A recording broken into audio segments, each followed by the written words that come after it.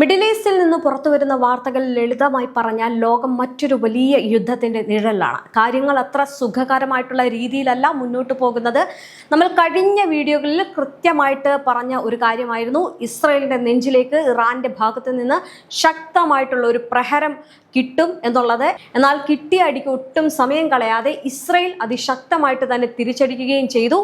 എന്നാൽ ഇതിനിടയിലാണ് അന്താരാഷ്ട്ര മാധ്യമമായിട്ടുള്ള ഫോക്സ് ന്യൂസ് ഞെട്ടിക്കുന്ന ആ ഒരു വാർത്ത പുറത്തുവിടുന്നത്. അതായത് ഇസ്രായേലിന്റെ ഈ ഒരു വമ്പൻ തിരിച്ചടിക്ക് പിന്നാലെ അമേരിക്കൻ പ്രസിഡന്റ് ഡൊണാൾഡ് ട്രംപ് നേരിട്ട് രംഗത്തിറങ്ങിയിരിക്കുകയാണ് എന്നുള്ളത്. അതായത് ഇസ്രായേലിനോട് ഇനി ഇറാനെ ആക്രമിക്കരുത് എന്ന് ട്രംപ് ആവശ്യപ്പെടും. പിന്നീട് ഫോൺ വഴി ഇരു രാജ്യങ്ങളും തമ്മിൽ തർക്കത്തിലാണെന്ന് പറയും.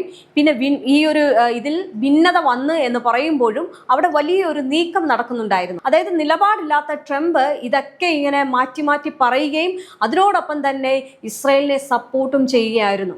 അമേരിക്ക വിലക്കി എന്ന് പറഞ്ഞതൊക്കെ വെറും ഒരു പുകമറയായിരുന്നു എന്ന് തെളിയിക്കുന്ന രീതിയിലാണ് ഇപ്പോൾ കാര്യങ്ങൾ നടക്കുന്നത്. അതായത് ഇറാനെ ലക്ഷ്യം വെച്ചുള്ള ഈ ഒരു യുദ്ധം അമേരിക്കയുടെ പൂർണ്ണ സപ്പോർട്ടോടു കൂടി തന്നെയാണ് എന്നാണ് പറയുന്നത്. ഇസ്രായേൽ അതാണ് ചെയ്തത്. ഇസ്രായേലിന്റെ തിരിച്ചടി വെറും ഒരു വ്യോമാക്രമണം മാത്രമല്ല, ശത്രു രാജ്യങ്ങളെ ഞെട്ടിച്ചുകൊണ്ട് അമേരിക്കയുടെ കൂറ്റൻ യുദ്ധക്കപ്പലുകളിൽ നിന്നും ഇസ്രായേലിന്റെയും അമേരിക്കയുടെയും അത്യാധുനിക ഫൈറ്റർ ജെറ്റുകൾ ഒരേ സമയം ഒരുമിച്ച് വന്നിട്ടാണ് ഇറാന്റെ മണ്ണിൽ ബോംബുകൾ വർഷിച്ചിരുന്നത്. ഇതിന്റെ ഞെട്ടിക്കുന്ന ദൃശ്യങ്ങളും ഫോട്ടോകളും ഇപ്പോൾ അന്താരാഷ്ട്ര മാധ്യമങ്ങളിലൂടെ പുറത്തു വന്നുകൊണ്ടിരിക്കുകയാണ്. എന്നാൽ ഇതിനേക്കാളൊക്കെ ലോകത്തെ ഭയപ്പെടുത്തുന്ന മറ്റൊരു നിർണായക വാർത്ത ഇപ്പോൾ പുറത്തു വരുന്നുണ്ട്. അതായത് ഇതേ സമയത്ത് തന്നെയാണ് സൗദി അറേബ്യയിലെ അൽ ഖർജിലുള്ള അമേരിക്കൻ സൈന്യത്തിന്റെ പ്രധാന താവളമായിട്ടുള്ള പ്രിൻസ് സുൽത്താൻ എയർബേസിന് നേരെയും വൻ ആക്രമണം ഉണ്ടായിരിക്കുന്നത്. അതായത് ഈ മിസൈലുകൾ ഈ പറയുന്ന രീതിയിൽ തന്നെ അമേരിക്കയും ഇസ്രയേലും കൂടി ഒരുമിച്ച് തൊടുത്തുവിടുന്ന അതേ സമയത്ത് തന്നെയാണ് ഈ പ്രിൻസ് സുൽത്താൻ എയർബേസിന് നേരെയും ആക്രമണം നടന്നത്.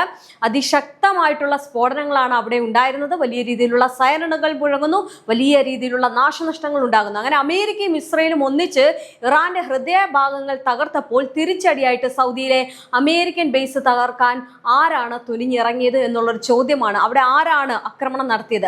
മിഡിൽ ഈസ്റ്റിൽ ഒരു മൂന്നാം ലോക മഹായുദ്ധം തുടങ്ങുകയാണോ? എന്താണ് യഥാർത്ഥത്തിൽ അവിടെ സംഭവിക്കുന്നത് എന്നാണ് രാഷ്ട്രീയ നിരീക്ഷകർ അതിനെ വിലയിരുത്തുന്നതും ചോദിക്കുന്നതും. ഇറാഖിന്റെ മുകളിലൂടെയുള്ള വ്യോമപാത ഉപയോഗിച്ചാണ് അമേരിക്കയും ഇസ്രയേലും കൂടെ ചേർന്ന് ഇറാനെ ആക്രമിച്ചിട്ടുള്ളത്. ഇറാന്റെ പ്രധാന നഗരങ്ങളായിട്ടുള്ള ടെഹ്റാനിലേക്കും ഇസ്ഫാനിലേക്കും മിസൈലുകളും ഡ്രോണുകളും വന്നിറങ്ങിയിരുന്നു. ടെഹ്റാൻ എന്ന് പറയുന്നത് ഇറാന്റെ തലസ്ഥാനമാണ്. അവിടുത്തെ പ്രധാനപ്പെട്ട പല സൈനിക കേന്ദ്രങ്ങളും അവിടെ ഇവർ ലക്ഷ്യം വെച്ചിരുന്നു. അതുപോലെ തന്നെ ഇസ്ഫാൻ അവിടെ തന്നെയാണ് സ്ഥിതി ചെയ്യുന്നത്. ഇറാന്റെ ആണവ നിലയങ്ങളും നിർണായകമായിട്ടുള്ള സൈനിക നിർമ്മാണ യൂണിറ്റുകളും ഒക്കെ സ്ഥിതി ചെയ്യുന്നത് അവിടെയാണ്. ഇവിടേക്കാണ് ഈ ആക്രമണം തൊടുത്തുവിട്ടത്. ഇനി ഇതിനേക്കാളൊക്കെ മറ്റൊരു കാര്യം എന്ന് പറയുന്നത്, അല്ലെങ്കിൽ ഒരു പ്രധാനപ്പെട്ട കാര്യം എന്ന് പറയുന്നത്, അമേരിക്കൻ പ്രസിഡന്റ് ഡൊണാൾഡ് ട്രംപിന്റെ ഒടുക്കത്തെ നിലപാടുകളാണ്. അതായത് ഒരു ഒളിച്ചുകളി അവിടെ നടത്തുകയാണ് ട്രംപ്. അമേരിക്കൻ ജനതയുടെ തന്നെ മുന്നിൽ US പ്രസിഡന്റ് വെറും ഒരു കളിപ്പാവയായിട്ട് മാറുകയാണ്. അതായത് ഇസ്രയേലിലെ ആ ജൂത ലോബിക്കും നെതന്യാഹുവിനും തട്ടി കളിക്കാൻ മാത്രമുള്ള വെറും ഒരു കളിപ്പാവയായിട്ട് ട്രംപ് ഇന്ന് മാറി. നെതന്യാഹുവിനും ഇസ്രയേലിനും വേണ്ടി മാത്രം പണിയെടുക്കുന്ന ഒരു സാധാരണ പണിക്കാരനായിട്ട് അമേരിക്കൻ പ്രസിഡന്റ് അധപ്പതിച്ചു കഴിഞ്ഞു എന്ന് പറയേണ്ടി വരും. ഇറാനെ ആക്രമിക്കരുത് എന്ന് ഇസ്രയേലിനോട് പരസ്യമായിട്ട് ആവശ്യപ്പെട്ട ട്രംപിന്റെ മൂക്കിന് താഴെ കൂടിയാണ് അമേരിക്കൻ യുദ്ധവിമാനങ്ങൾ ഇറാന്റെ മണ്ണിൽ വന്ന് പതിച്ചത്. എന്നാൽ കഴിഞ്ഞ കുറച്ച് ദിവസങ്ങളായിട്ട് നടന്ന യുദ്ധത്തെക്കാൾ വലിയ പ്രഹരശേഷിയുള്ള ഒരു അടിയാണ് ഇന്ന് ഇറാൻ ഇസ്രയേലിനും അമേരിക്കയ്ക്കും കൊടുത്തത്. അതായത് അമേരിക്കയുടെ പടക്കപ്പലുകളുടെ ആസ്ഥാനത്ത് തന്നെ ഒരു മിസൈൽ വർഷം നടത്തി. ഒട്ടും പ്രതീക്ഷിക്കാത്ത ആക്രമണമായിരുന്നു. നേരത്തെ അയൺ ഡോം എയർ ഡിഫൻസ് സിസ്റ്റത്തെ കംപ്ലീറ്റ് ആയിട്ട് തകിടം മറിച്ചുകൊണ്ടാണ് ഇറാന്റെ മിസൈലുകൾ പാഞ്ഞു വന്നത്. ഏകദേശം 30ഓളം അത്യാധുനിക ബാലിസ്റ്റിക് മിസൈലുകളും അതിനേക്കാൾ കൂടുതൽ ഡ്രോണുകളുമാണ് ഇറാൻ കഴിഞ്ഞ ദിവസങ്ങളിൽ ഇസ്രയേലിലേക്ക് ഒഴുക്കിയത്. അതിൽ പകുതിയിലധികവും ഇസ്രയേലിന്റെ മണ്ണിൽ തറച്ചു കയറി ഭീകരമായിട്ടുള്ള നാശനഷ്ടങ്ങൾ ഉണ്ടാക്കിയിരുന്നു. ഇറാന്റെ ഏറ്റവും ലേറ്റസ്റ്റ് മിസൈലായ ഖൊറം ഷഹറൊക്കെയാണ് ഇപ്രാവശ്യം അവർ ഉപയോഗിച്ചത്. ഇത് അയൺ ഡോം സിസ്റ്റം റീബിൽഡ് ചെയ്യാൻ പോലും സമയം കിട്ടുന്നതിന് മുമ്പായിരുന്നു. ഈ അടി അത്രയും താങ്ങാൻ കഴിയാതിരിക്കുകയാണ്. ഇനി ഇറാൻ വീണ്ടും കയറിയടിച്ചാൽ ഇസ്രയേൽ കംപ്ലീറ്റ് ആയിട്ട് ചാമ്പലാകും എന്നതിന് നെതന്യാഹുവും ട്രംപിനും കൃത്യമായിട്ട് അറിയാം. അതായത് അതുകൊണ്ട് തന്നെയാണ് നെതന്യാഹു പേടിച്ച് ട്രംപിനെ വിളിച്ചതും ട്രംപ് ഉടനെ തന്നെ സോഷ്യൽ സോഷ്യൽ മീഡിയയിൽ 2 ട്വീറ്റുകൾ തുടരെ ഇട്ടതും. ആദ്യത്തെ ട്വീറ്റിൽ ട്രംപ് പറഞ്ഞത് ഇസ്രയേലും ഇറാനും എത്രയും പെട്ടെന്ന് വെടിവെപ്പ് നിർത്തണമെന്നാണ്. അത് കഴിഞ്ഞപ്പോൾ രണ്ടാമത്തെ ട്വീറ്റ് വന്നു, 2 ഭാഗവും അതായത് ഇറാനും ഇസ്രയേലും ഒരു സീസ് ഫയറിനും സമാധാന ചർച്ചകൾക്കും തയ്യാറാണ്. എന്നിട്ട് ഈ ഒരു യുദ്ധം ഇരു രാജ്യങ്ങളുടെയും കയ്യിൽ ഒതുങ്ങിയില്ല എന്ന് മാത്രമല്ല, അത് ഒതുക്കാൻ കഴിഞ്ഞതുമില്ല. ഇതിന്റെയൊക്കെ ഫലമായിട്ട് സ്വന്തം ജനങ്ങൾ പോലും ഇപ്പോൾ അമേരിക്കൻ ഭരണകൂടത്തിനെതിരെ കടുത്ത രീതിയിൽ തിരിഞ്ഞിരിക്കുകയാണ്. അതായത് ട്വീറ്റ് പലതവണയായിട്ട് ട്രംപ് ഇടുന്നുണ്ടെങ്കിലും ഈ യുദ്ധമൊന്നും നിർത്താൻ ട്രംപിന് കഴിയുന്നില്ല. ട്രംപ് ഇതിൽ ഒരു ഒളിച്ചുകളി ആവുകയാണ്, അതായത് ഒരു കളിപ്പാവ ആവുകയാണ്.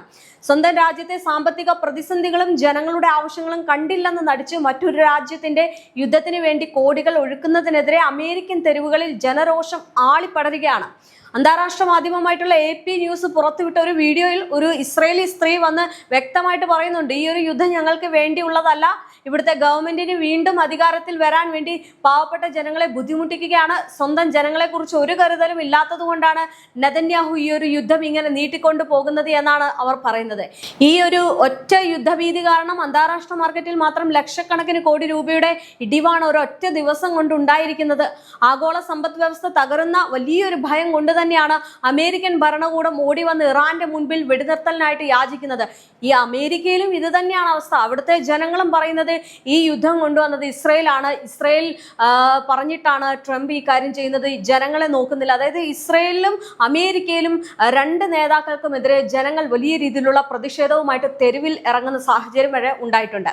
ഇവിടെയാണ് നമ്മൾ മലയാളി പ്രവാസികൾ ഏറ്റവും കൂടുതൽ ഭയപ്പെടുന്നതും അതായത് ജാഗ്രത പാലിക്കേണ്ടതുമായിട്ടുള്ള മറ്റൊരു കാര്യമുള്ളത്. ഗൾഫ് രാജ്യങ്ങളിൽ ജോലി ചെയ്യുന്ന നമ്മുടെ ലക്ഷക്കണക്കിന് വരുന്ന പ്രവാസികളുണ്ട്. പ്രത്യേകിച്ച് ഈ ആക്രമണങ്ങൾ നടക്കുന്ന എയർ ബേസുകളുടെയും US സൈനിക കേന്ദ്രങ്ങളുടെയും അടുത്തൊക്കെ താമസിക്കുന്ന ആളുകൾ വളരെയധികം ഉണ്ട് എന്നതാണ്. കാരണം ഈ ഒരു യുദ്ധത്തിൽ അമേരിക്കയുടെ സപ്പോർട്ട് പരസ്യമായിട്ട് പുറത്തു വന്ന സ്ഥിതിക്ക് ഇറാൻ അടുത്തതായിട്ട് ലക്ഷ്യം വെക്കാൻ പോകുന്നത് മിഡിൽ ഈസ്റ്റിലുള്ള US സൈനിക ക്യാമ്പുകളെ തന്നെയായിരിക്കും. അതിൽ യാതൊരു സംശയമില്ല.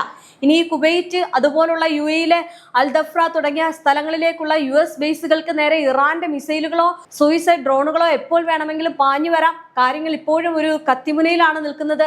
ഇതിനിടയിലും ഇസ്രയേൽ വീണ്ടും ലെബനനിൽ ആക്രമണം തുടരുന്നു എന്ന ചില പ്രകോപനപരമായിട്ടുള്ള റിപ്പോർട്ടുകൾ പുറത്തു വരുന്നുണ്ട്. അങ്ങനെയെങ്കിൽ ഇന്ന് രാത്രിയോടെ കാര്യങ്ങൾ വീണ്ടും കൈവിട്ടു പോകാനും മിഡിൽ ഈസ്റ്റ് വലിയൊരു കനത്ത ഒരു യുദ്ധത്തിലേക്ക് മാറാനും സാധ്യതയുണ്ട്. അതായത് ഒരു കാര്യം വളരെ വ്യക്തമാണ്, ഈ ഒരു യുദ്ധം എന്ന് പറയുന്നത് അമേരിക്കയുടെ പൂർണ്ണ പിന്തുണയോടെയാണ് ഇസ്രയേൽ നടത്തുന്നത് എന്നാണ്. എന്തായാലും ഇത് വളരെ ഞെട്ടിച്ചിരിക്കുന്ന ഒരു കാര്യമാണ്. എന്തായാലും പല തവണ നിലപാടുകൾ മാറ്റിയ ട്രംപ് ഈ ഒരു കാര്യം ചെയ്യുമ്പോൾ അത് എത്രത്തോളമായിരിക്കും ഇറാൻ നോക്കിക്കാണുന്നത് എന്ന് കാണേണ്ടിയിരിക്കുന്നു. കാരണം ഇറാനെ സംബന്ധിച്ചിടത്തോളം ഏതൊരു നീക്കത്തെ അവർ വലിയ രീതിയിലുള്ള യുദ്ധമായിട്ട് തന്നെ കണക്കാക്കും, അതിന് ഇരട്ടി പ്രഹരം തന്നെ നൽകുകയും ചെയ്യും. എന്തായാലും ഇങ്ങനെയാണ് കാര്യങ്ങളുടെ പോക്കിയെങ്കിൽ മിഡിൽ ഈസ്റ്റ് വീണ്ടും അശാന്തിയിലാകും എന്നതിൽ സംശയമില്ല.